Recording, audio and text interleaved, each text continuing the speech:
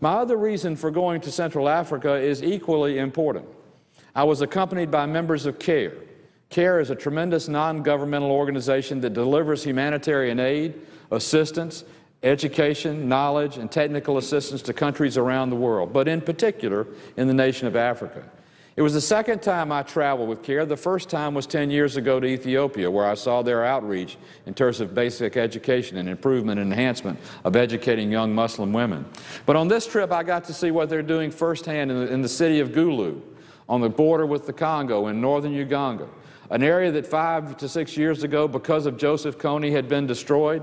People were displaced. Everybody was in hunger. There was a lot of violence. But because of what CARE is doing in their project known as the Village Savings and Loan, they're bringing about microeconomics to Africa, and they're empowering women. The Village Savings and Loan program is a very simple program. It teaches basic economics and capitalism to these villages. Groups farm together. They're given a strong box, literally, just like the ones that used to be on the stagecoach back in the old Lone Ranger days. In that strong box, each of the women will make contributions of the money that they have into the strong box. And they get a passbook savings account, just like the President and I used to get when we were in elementary school a long, long time ago. And then they make loans out of that money that they save to other people in the village to start businesses, whether it's making beads, whether it's using the shea tree to make shea butter, or whether it's doing batik cloth, or whatever it might be. And as those industries develop, those little cottage industries develop, the money they make goes back into this village savings loan to be reinvested in other plans. We met a young lady who was making beads, and I bought about 12 strands of them for her. My wife loves them. My grandkids love them. She makes beads for a German distributor in Europe.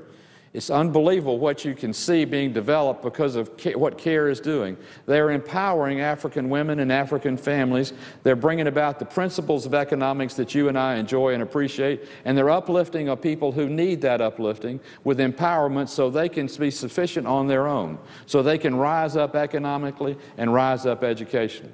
I also visited with the CDC folks who are delivering PEPFAR and health care, and better awareness and better testing to identify those with AIDS, to get our retrovirals distributed to those mothers who are pregnant so that their babies can be born without AIDS and their babies can be born and live a happy life. One of our great challenges now in Africa used to be the challenge was to what we did with all the children who died because they were born to a mother with AIDS. Now what we do is see what we can do to keep them through their life because they live a normal and happy life, and their mother, although infected with AIDS, because of the retrovirals and United States technology and the CDC, are providing them a lifetime of drugs and opportunity to live as normal and productive a life as entirely possible. So it was great to go with CARE and great to see U.S. tax dollars that are deployed in helping uplift a nation, uplift a people, help solve the greatest scourge on the continent, which is AIDS and its spread, and help people to be able to reinvest in themselves.